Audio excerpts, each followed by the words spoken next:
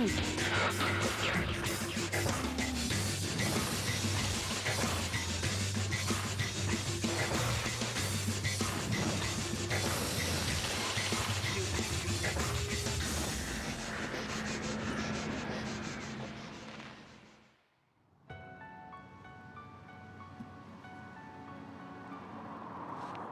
on Mother's Day, May 1999.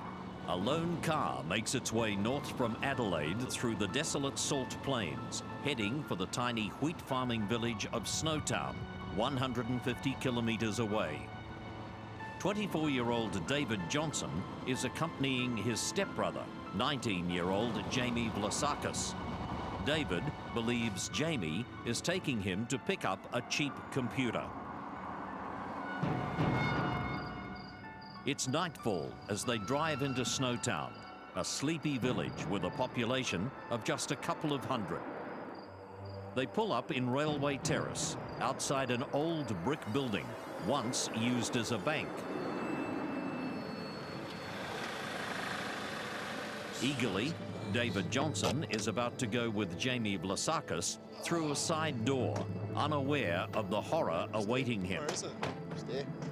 David Johnson will be the final victim in one of the most shocking and gruesome series of murders in the annals of Australian crime. It'll be another 2 weeks before police converge on this disused former bank, and what they find will not only horrify them, but give the isolated rural community of Snowtown an international reputation for all the wrong reasons.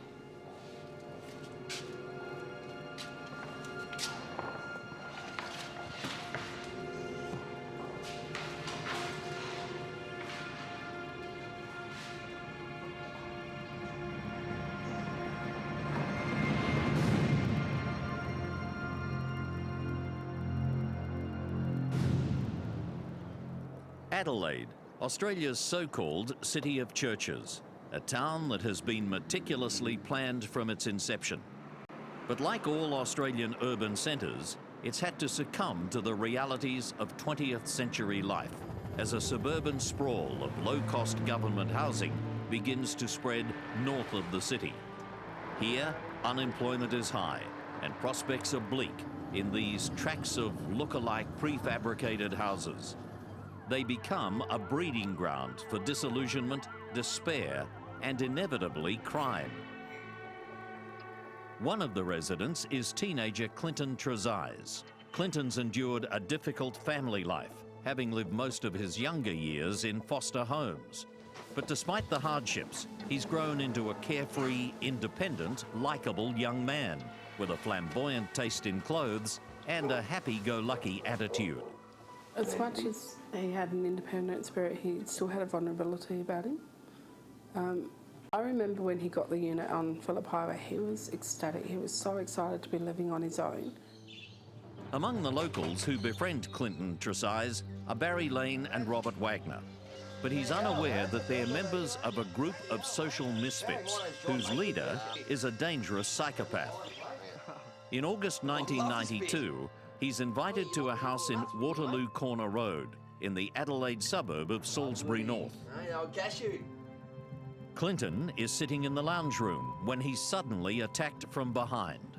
He fell to the ground and was struck repeatedly to the back of the skull. It fractured the back of his skull, and the force of the blows was so great that the front of his skull, which had been up against the floor, was also fractured. You made a mess of my carpet. The killer then summons his mates, Robert Wagner and Barry Lane, who live nearby. They drive north into the country and dig a shallow grave on a farm. Clinton's sister Cherie attempts to file a missing person report with the police. I think I went to Elizabeth, I can't remember, and said, look, my brother's gone missing. We haven't seen him for a couple of weeks. We've had no contact with him. We can't reach him. His place is a mess, and it's more than usual. It was more than usual when we had a proper look. I need to file a missing persons report. I just thought he got jack of all the shit that was going on in his life and decided that he was better off away from it all and picked up and moved away. I just thought he'd gone through a different change of life. Despite Cherie's claim, inexplicably, no missing persons report on Trezise is filed until his mother files one, 3 years later. It will also be some years before the remains of Clinton Trezise are found, and even longer before they're finally identified, along with many other victims.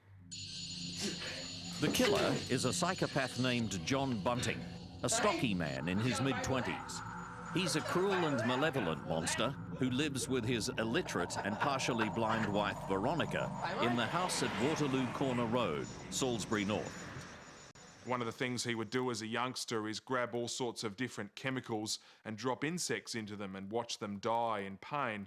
He would dig tunnels under his home until his dad told him it was too dangerous and made him stop. As a teenager, he got into Nazism. The one unifying factor all the way through his story is the fact that he had a terrible hatred of gays and pedophiles, and he didn't seem to distinguish between the two. It's at the house in Waterloo Corner Road that Bunting first meets his neighbours, Robert Wagner and Barry Lane, and draws them into his evil web. Wagner was another troubled kid who grew up in the northern suburbs of Adelaide. He was illiterate and always in having problems at school.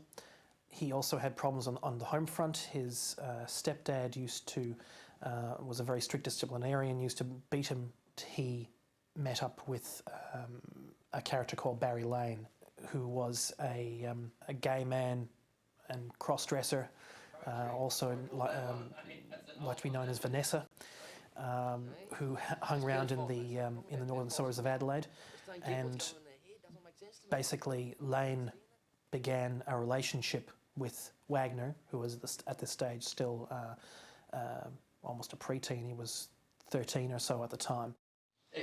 Wagner and Lane become frequent visitors to Bunting's house, as does another friend, Mark Hayden, a man of few words, who's also fallen under Bunting's evil influence.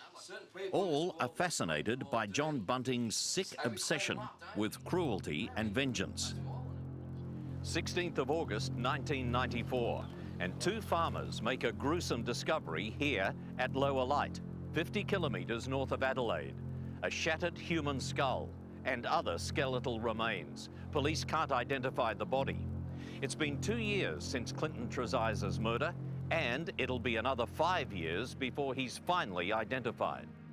I hope to God he died instantly, but I don't know if he did or whether he just went unconscious. All I can picture is my innocent brother sitting on a couch, such a moron coming up and going whack on the back of his head, going, what? So,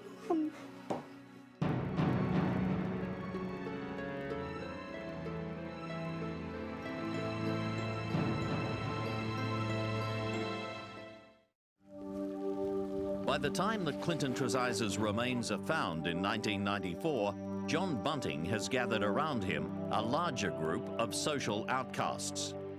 One of these is Elizabeth Harvey, who'd separated from her husband Marcus Johnson.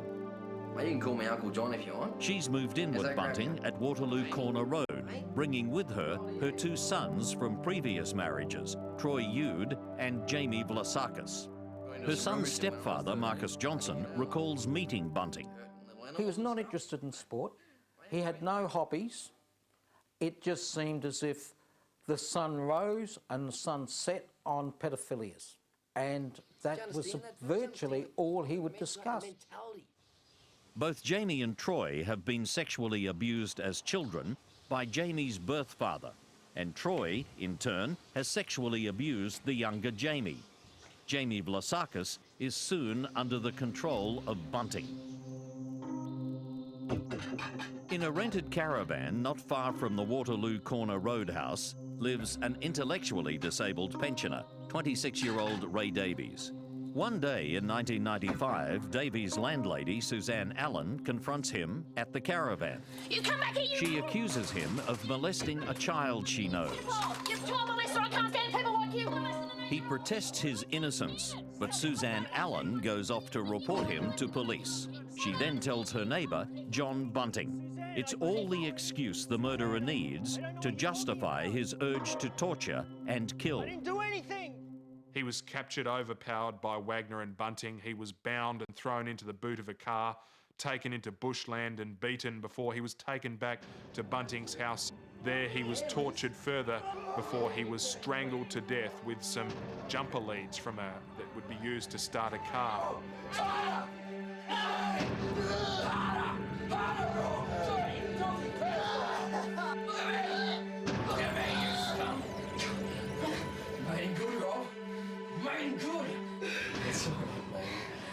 Also present is Elizabeth Harvey, who's convinced Davies is a pedophile.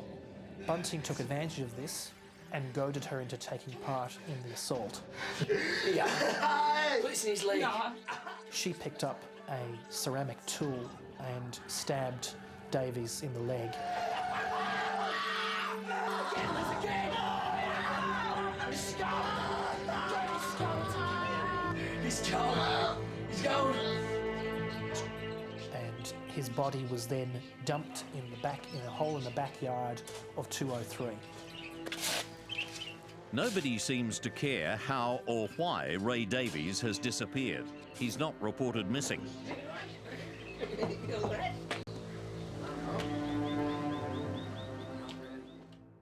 Suzanne Allen has become obsessed with Bunting, and they begin a sexual relationship, despite the fact that he's not only married to Veronica, but is also having an affair with Elizabeth Harvey.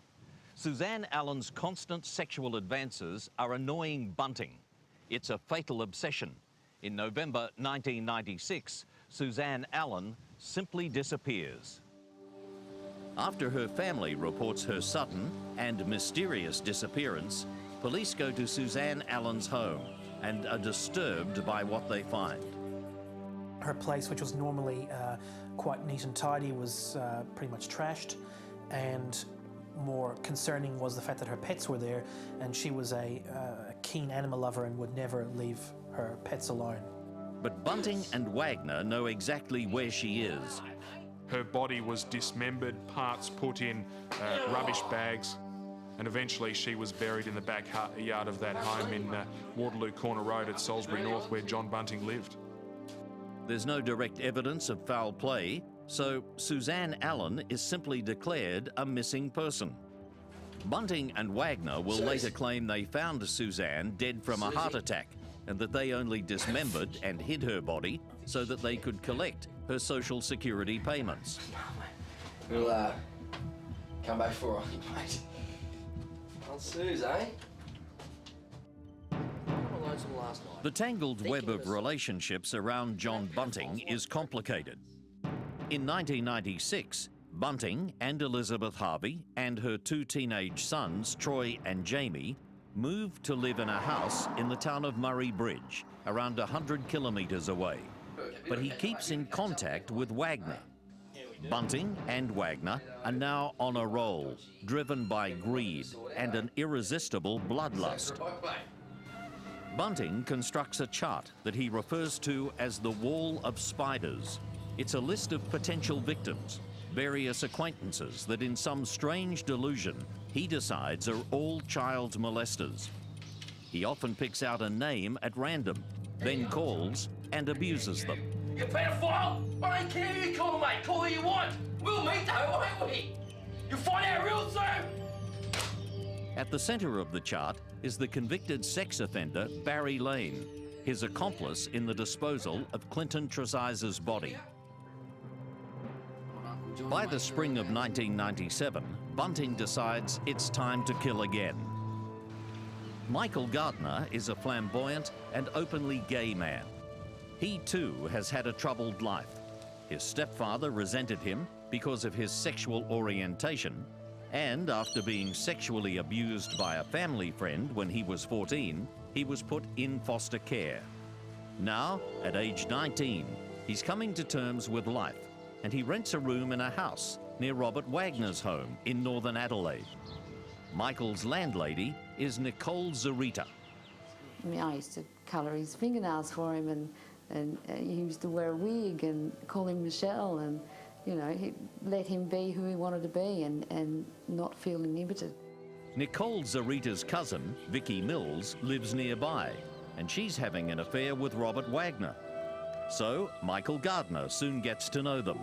One day, an incident involving one of Mills's children sparks Wagner and Vicky Mills into a rage. They came home to discover Michael Gardner chasing an excited kid round the room, all very fun, except that when Gardner grabbed the kid, he accidentally put his hand over the kid's mouth.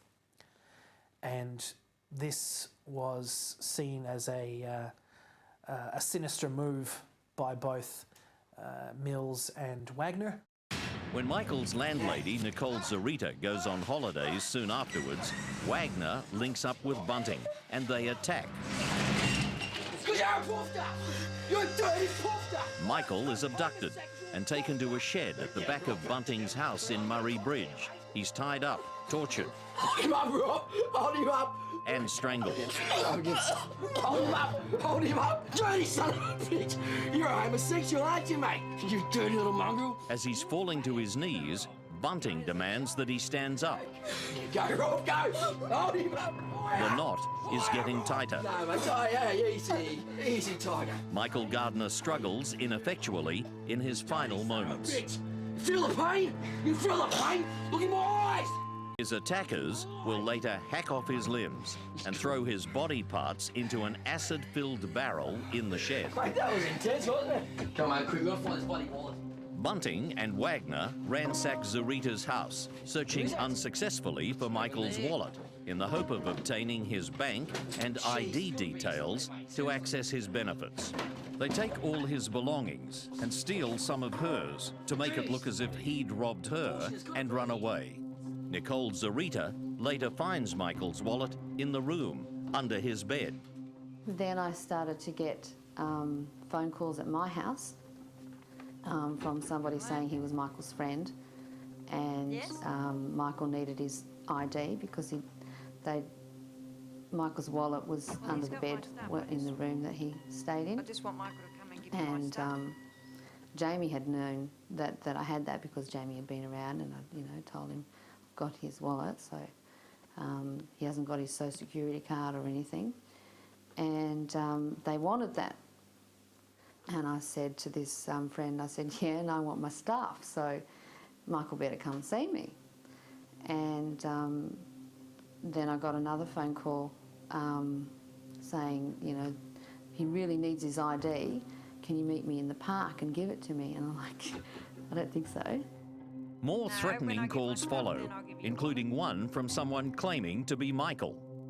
Nicole dismisses them, but eventually not she's having it. convinced by Jamie to hand the wallet over. She remains concerned for her boarder's whereabouts. Alarm bells about Michael's disappearance fade away. John Bunting has only ever tolerated Barry Lane because he was having a relationship with his partner in crime, Robert Wagner. But now that's over. Barry Lane has taken up with a new lover, Thomas Trevelyan, a mentally disturbed teenager fond of all things military. Bunting also knows Lane has been talking. To Bunting, the ever-expanding network of alleged pedophiles seems to have one common denominator: the convicted sex offender Barry Lane. Bunting hasn't forgotten how Lane told Veronica of Trezise's murder, and now he's fair game. Barry Lane's time is up. The killer is getting more devious. In the next attack, he will force his victim to make a tape recording and a phone call to explain his sudden disappearance in case there are questions asked by relatives or police. On the bed, Rob! On the bed!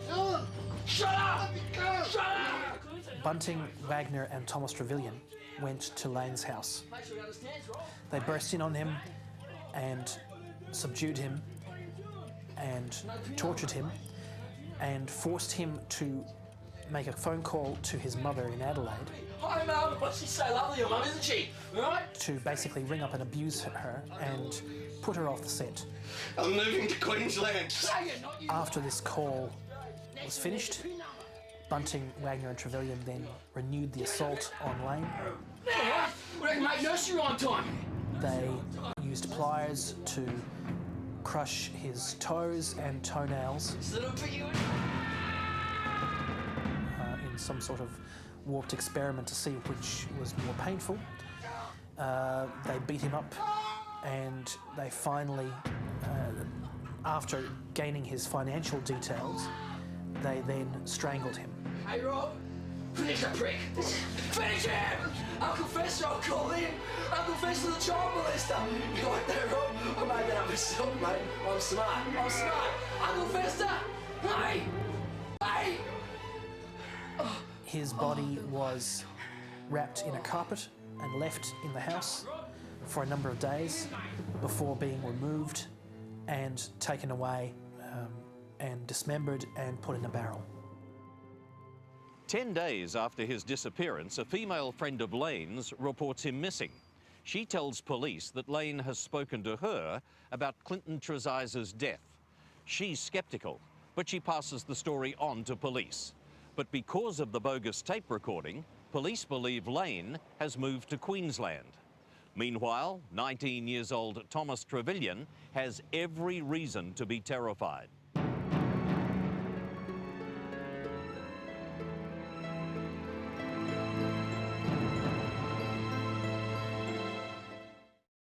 By late 1997, 5 people have died in the northern suburbs of Adelaide and in the town of Murray Bridge in South Australia. Hold him up! Hold him up! Their bodies lie secretly buried, dismembered and stuffed into barrels of acid. Only the killers know of the hideous fate of Clinton Trezise, Ray Davies, Suzanne Allen, Michael Gardner and Barry Lane. Following Lane's murder, Thomas Trevelyan moves in with killer Robert Wagner and his girlfriend, Vicky Mills. Trevelyan is mentally unstable and emotionally erratic, and he's obsessed with all things military. He soon confides in a cousin that he's been involved in Lane's murder and that he's now concerned for his own safety. They strongly believed that sooner than later, Trevelyan will tell someone about what had happened. In their view, Thomas Trevelyan had to die. They take advantage of his troubled background and stage a suicide. Vicky! You told everyone why! Take him up, Rob! Take him up, Rob! Sorry! Die! Die, you son of a bitch! You smell little pig! Hey! He's found hanging from a tree in the Adelaide Hills. For some years, police believe he's killed himself.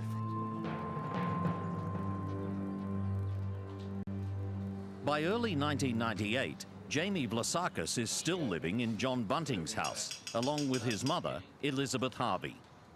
By this time, he's become a heroin addict, and he invites a fellow addict, Gavin Porter, to move in. It's a dangerous decision, because Bunting has now added drug addicts to his bizarre hate list.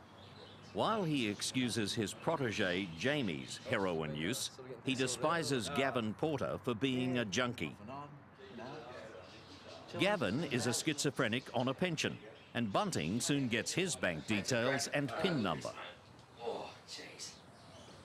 When Bunting accidentally pricks himself on a needle that Porter has left on the couch, he flies into rage and decides that Porter will be victim number 7. And so when Jamie's away one day, the familiar murder ritual is played out.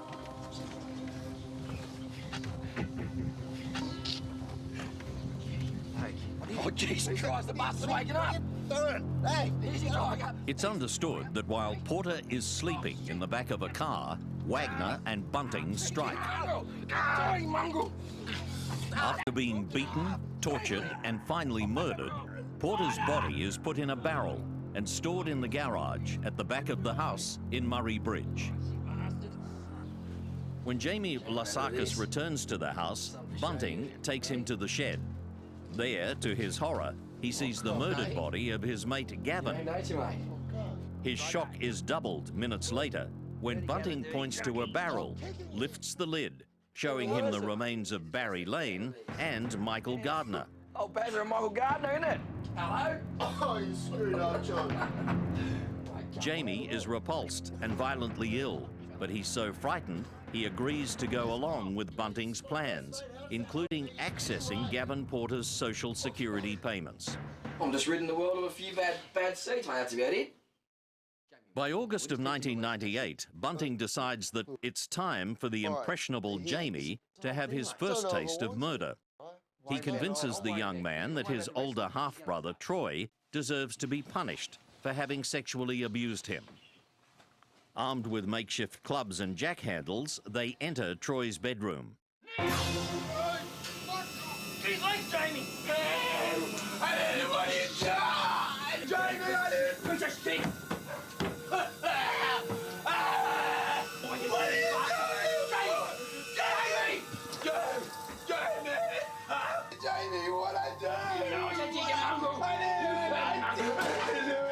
The group drags him to the bathroom and tape records his voice. You can help us out here, mate. I want you to say a few things for me, right? The repulsive recordings of this horrifying torture and murder will later become known as the voices of the dead. Because you're not going to Perth, mate, are you? You're staying here with us. Get him Spin it around, Rob. Piece of shit. Hurry up, Rob. It's taking too long. Have a go, you son. Come on. Have a go, Jamie. Finish him, Rob. Finish him. Life is fading for Troy. Wagner ensures he loses consciousness. Bunting is exuberant, on a high, loving it. He's gone. Got him? Yeah, he's gone. With Troy's lifeless body lying slumped on the floor, Bunting orders Jamie to kick it, and then to help dump the body in the shed. With 3 victims now out there in barrels, the stench is becoming overpowering.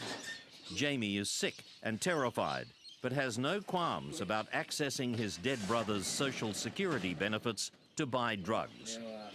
There are now 8 people dead, and there's still nothing to stop the killing spree.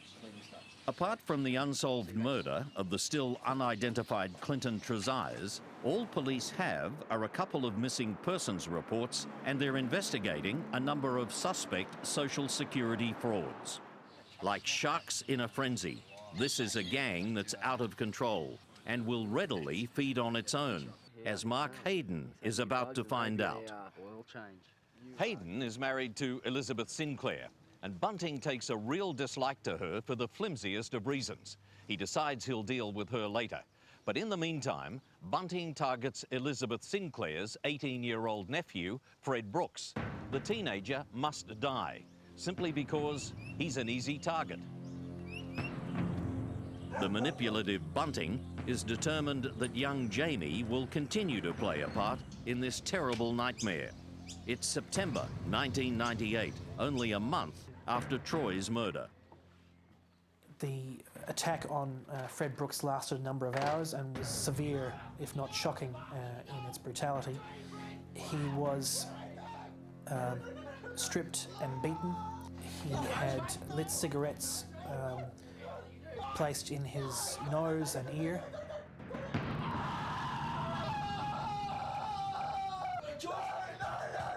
He had a cigarette lighter was used to burn a smile or smiley in his forehead.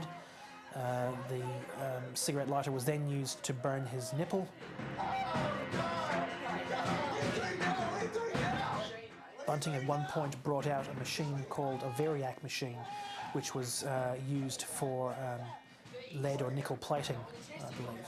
The machine was attached to alligator clips, which were then attached to Brooks's genital region.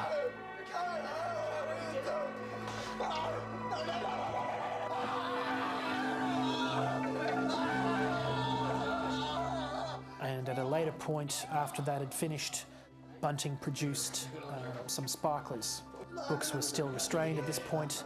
Bunting split open the sparkler and inserted one end into Brooks's penis, used a lighter to set fire to the sparkler and watched it burn down to the base, even while Brooks was squirming to try and get away. And this apparently amused Bunting and Wagner so much that they did it again with a second sparkler and did the same thing.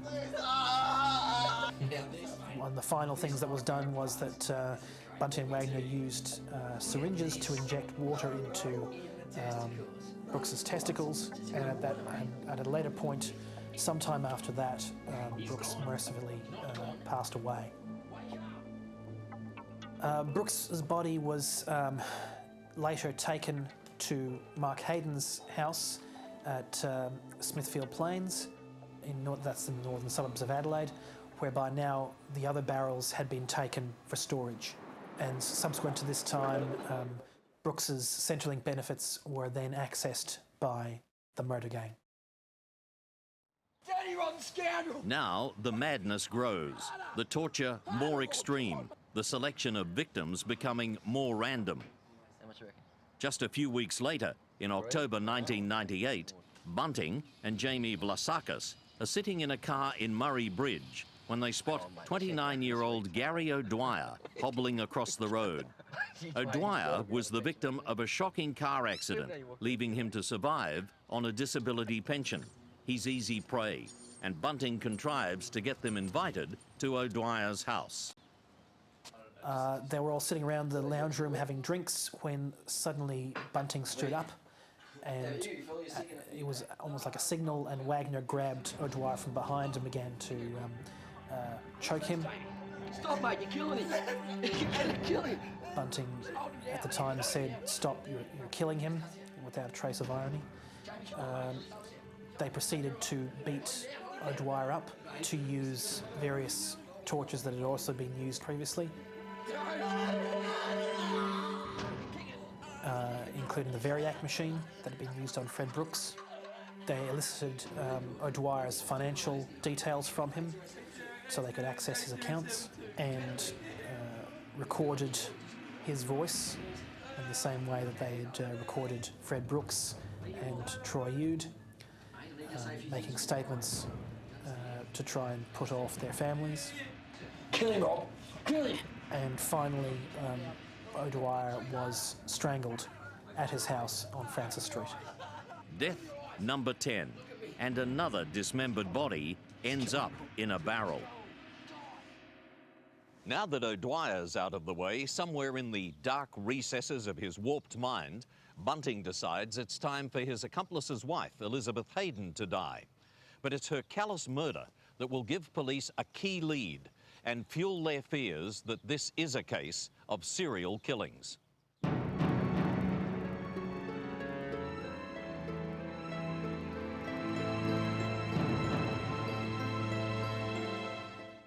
You're gonna die, aren't you? This is now the worst serial killings in Australian history. So far, 10 people have died. Take it out, please, please take it out. John Bunting now discovers that Mark Hayden's wife, Elizabeth, knows all about Clinton Treziz's murder back in 1992, and he decides she now has to die. It's barely a month after the killing of Gary O'Dwyer when Mark Hayden goes out with friends, leaving his wife alone in their house in Smithfield Plains with Bunting and Wagner. They drag her into the bathroom, handcuff, beat, and torture her. They stuff a sock down her throat, wrap tape around her head, and then tie a noose around her neck. Hold still! Hold still, Lee! Die! Die! Die! Die! Elizabeth Hayden's body is carried to a shed behind the house, where the acid-filled barrels with their grisly, reeking contents are now stored. Within 72 hours of her disappearance, Elizabeth Hayden's brother reports her missing to police. Because of the fact that Elizabeth Hayden had been declared a missing person so quickly after her disappearance, this brought the police down on the people surrounding her much quicker than they had done in previous cases. So within a matter of days, the police were interviewing Mark Hayden, Robert Wagner, John Bunting. It's suspicious that Elizabeth's husband has not reported his wife missing, but there's no immediate evidence to point to the gang. But for the first time since the murders began, the killers are worried. They quickly move the barrels to a property owned by friends of Bunting near Hoyleton in South Australia's north. Bunting tells the unsuspecting couple who own the property that the barrels contain kangaroo carcasses. In January 1999, detectives visit Hayden's house in Smithfield Plains, where the police search the bottom of the shed where the barrels had been stored, and one of the detectives senses a smell they associate with dead bodies. They conduct further tests on the property, and using a test called luminol for the presence of blood, they discover there has been blood spilled there. Neighbours tell the police that Hayden had put some suspicious items into a Land Cruiser. The Land Cruiser is now a vehicle of interest. Detectives interview Hayden, who simply tells them his wife is prone to taking off with other men. I've got no idea. I don't know where she is. Hayden's statement goes on to claim that his wife had made sexual advances to his friend John Bunting in front of Robert Wagner. Detectives find Hayden unconvincing, and they're suspicious about Hayden's apparent carefree attitude towards his wife's disappearance. The case is about to break wide open, but police have no idea of the extent of the carnage or the fact that the killings have not ended. Investigators recheck missing persons files and strike a hit. They're able to link Wagner to 3 missing persons cases: Elizabeth Hayden, Barry Lane and Clinton Trezise. Based on all this evidence, her disappearance is declared a major crime, and additional police resources are committed to the case. Thousands of hours of telephone conversations between the suspects are recorded. By late 1998, Bunting is becoming increasingly nervous about the police. And to complicate matters, the unwitting couple on whose property he's been storing the barrels want them removed. Bunting has to act quickly. The couple reluctantly agrees to allow Bunting to park his Land Cruiser and barrels at the couple's new house at Snowtown. But soon, they insist he move the barrels because of the awful stench. Desperate to find a home for the barrels and their contents, Bunting rents this disused bank building in Snowtown. The owner doesn't know that what Bunting has in mind for the building will put Snowtown on the map in a big way. But moving heavy barrels full of bodies is not a job that can be carried out unnoticed, especially in a small town. A local man, Steve, is on his way to work early in the morning when he notices the strange activity at the old bank building. We look down the main street of Snowtown, and there we're seeing a couple of people loading up, and we just like cruise along slowly, just watching them what they were doing, and didn't take any much notice of it. Come on, John. I've answered all your questions, mate. I know nothing. I did nothing. After being questioned again by detectives, a self-confident Bunting brazenly accuses police of harassment, but he doesn't make a formal complaint. When he doesn't hear anything more for 3 months, he feels the heat is off. Knock another one off, so to speak. He's now confident enough to satisfy his bloodlust again, and he's already chosen his victim, Jamie Vlasakis' stepbrother, David Johnson. We're going to murder him. Are you with him or are you with me? Bunting orders a compliant Jamie to set up his stepbrother for murder, and Jamie obliges.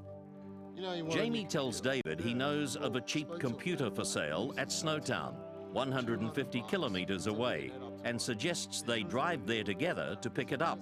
An unsuspecting David readily agrees. David, my son, was fantastic. He'd never been in trouble with the police. He was a good dresser. He liked good quality clothes, good quality things in his life. And I think, in a sense, that may have been part of the reason why John Bunting decided he had to be murdered, because David was so everything opposite to what Bunting liked in life. And so, around dusk on Mother's Day, 1999, unaware of the dangers, David Johnson, excited at the prospect of buying a computer, drives here to Snowtown with Vlasakis, who's leading him into a deadly ambush. At the end of the 90-minute drive, Jamie leads David through the side gate of a building. And then the unexpected.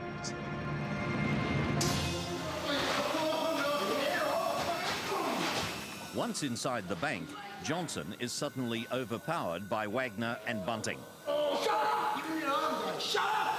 Mate, tell him. Shut up, Dave. Yeah, shut up, Dave. Do what he says, mate. Do what he says. They begin beating him in an attempt to force him to reveal his bank card's PIN number. Your PIN number, say it! Give him the pin now. Give him the right one. Say it!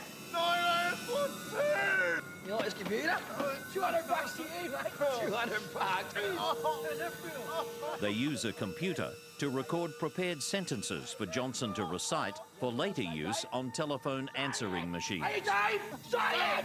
After they finish recording, Wagner and Vlasakis go to a roadhouse in a bid to access money from his account.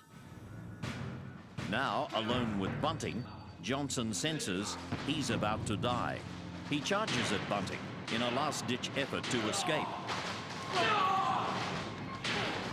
In the process, he breaks a couple of Bunting's ribs. He fights back, but with his hands restrained, Bunting has the advantage and overpowers him again. Die! Die!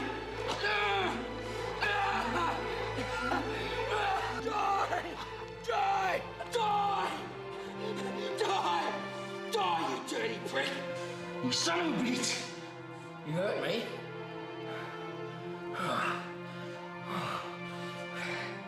You hurt me? When Wagner and Vlasakis return empty-handed, Wagner soon flies into a rage. I kill him! You don't kill him! Easy, I kill him! Easy! He was out of control! No, I kill him! Mate, you hurt me real bad. You got out of control. Bloody hell!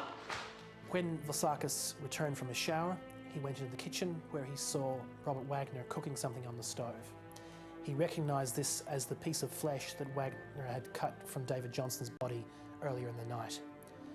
To his horror, Vlasakis was then offered the piece of flesh to eat. He was promptly sick. However, Bunting and Wagner proceeded to cannibalise the flesh of Johnson.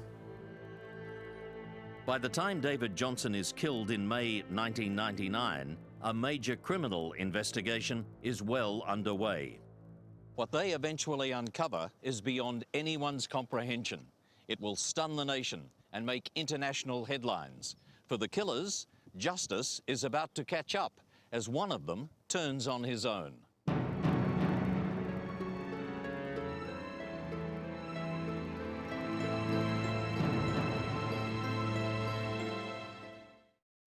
By May 1999, detectives are closing in on the gang of killers, but they still have no idea of the enormity of their crimes. Incredibly, in the midst of all the police phone taps and constant surveillance, the gang claims its 12th victim, 24-year-old David Johnson. In Snowtown, detectives from Adelaide tell local constable Ian Young about their search for the Land Cruiser. I pulled my notebook out and I said, oh yes, I can tell you where that is. And I had explained to them that it actually had come into the town back in either late January, early February, and it actually was loaded with some barrels in the back of this vehicle. And that's when they pricked their ears up and the investigation went on from there. The detectives locate the Land Cruiser at the couple's house and find out that John Bunting is renting a disused bank building in the town. When they went over to the bank, they let themselves in through the side door, went through to the bank vault and opened the bank vault. When they pushed through the plastic, they were hit with a foul stench which they immediately believed was the smell of dead bodies. The horrified officers immediately call for reinforcements and special equipment. A few hours later, in the early evening of May 20th, they went back inside the vault. One police officer opened the lid of each barrel in turn. Another officer who was carrying a video camera then pointed the camera inside each barrel to document what was inside. Police today confirmed there were 8 victims in the plastic barrels found in a disused bank at Snowtown in South Australia's mid-north. People didn't believe it, not in a small town like Snowtown. The smell had actually, because the vault door had been opened, the smell had actually gone right through the bank.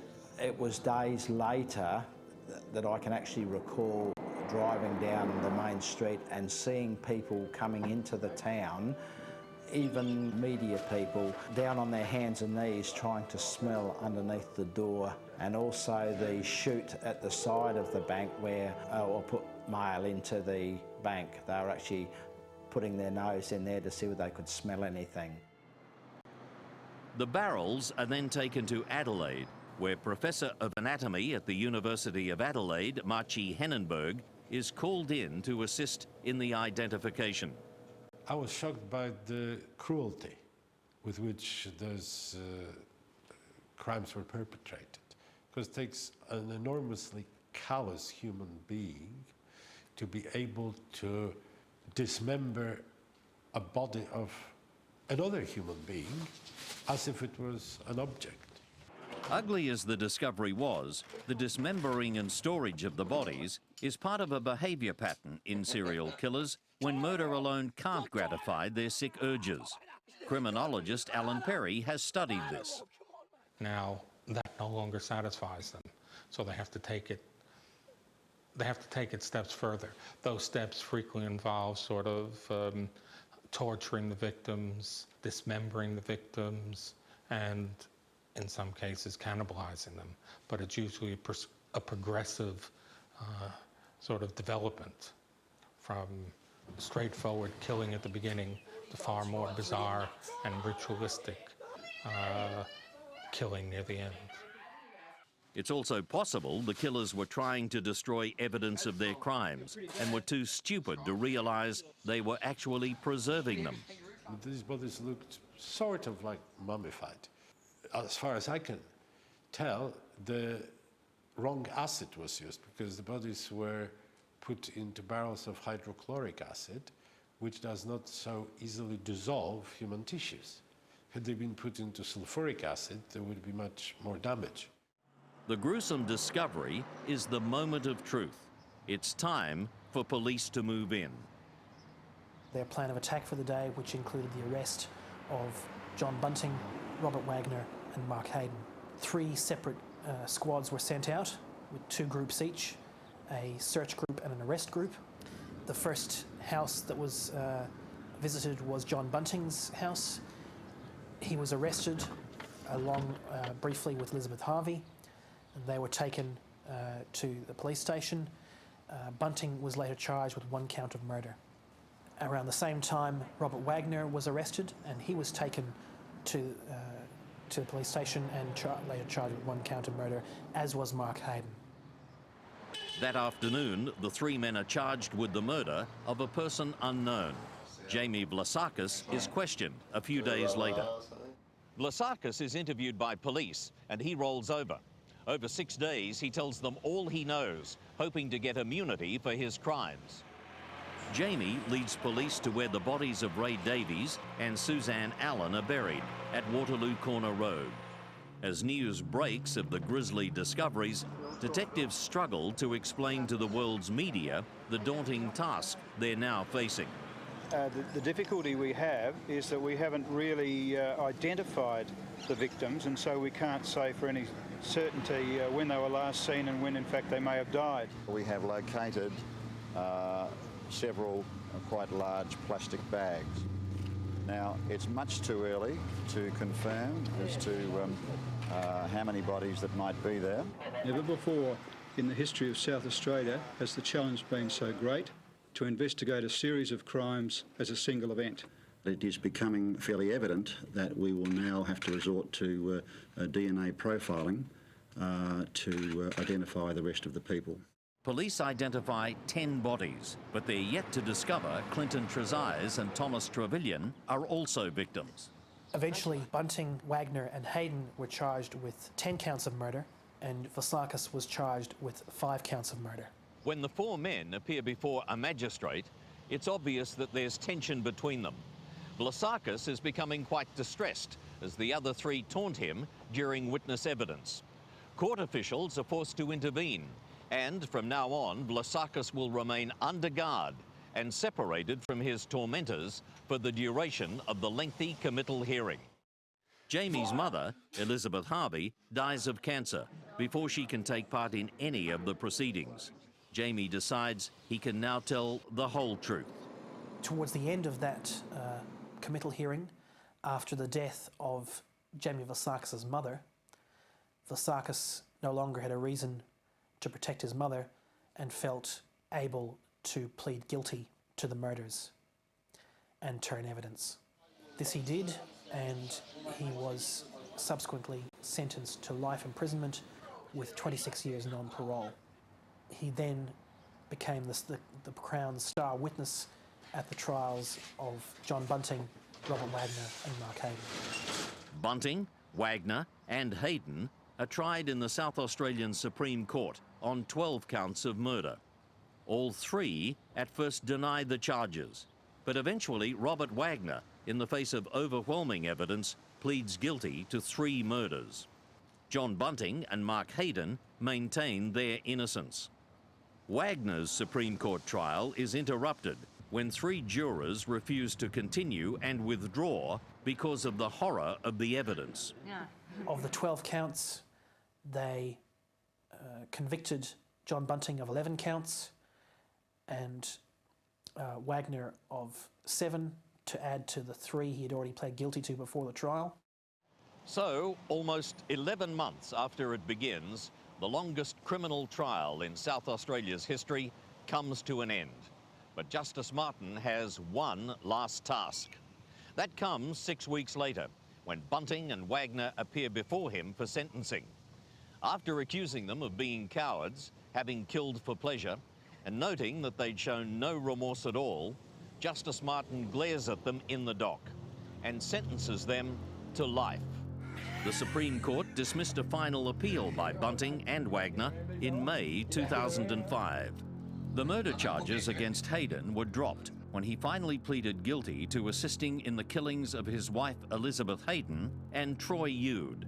He was sentenced to 25 years jail with a non-parole period of 18 years.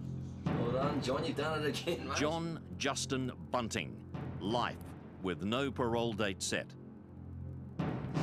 Pedophile. Robert Joe Wagner, life, no parole date set. Jamie Spiridon Vlassakis, life, parole only after 26 years. Mark Ray Hayden, 25 years, parole only after 18. The judge tells Bunting and Wagner, "If I had the power to make an order that you never be released, I would unhesitatingly make that order." I think he's unredeemable. I think I might have actually seen the closest thing to the devil in Australia. He's gone. The blackest person Australia may have ever known. The people of Snowtown are also Bunting and Wagner's victims.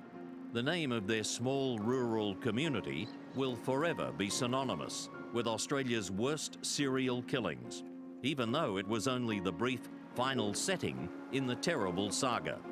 With the monsters locked away, all that's left is the grief and suffering of the friends and relatives of the victims. I do get nightmares, and I do still have some recurring thoughts about what's happened and what's gone down. It's amazing how I can go about everyday living and there'll be something just so trivial and it will just rush certain things back. I try very hard to put it back and take it to the back of my brain. I try not to dwell on the things because it just becomes too much for me to handle.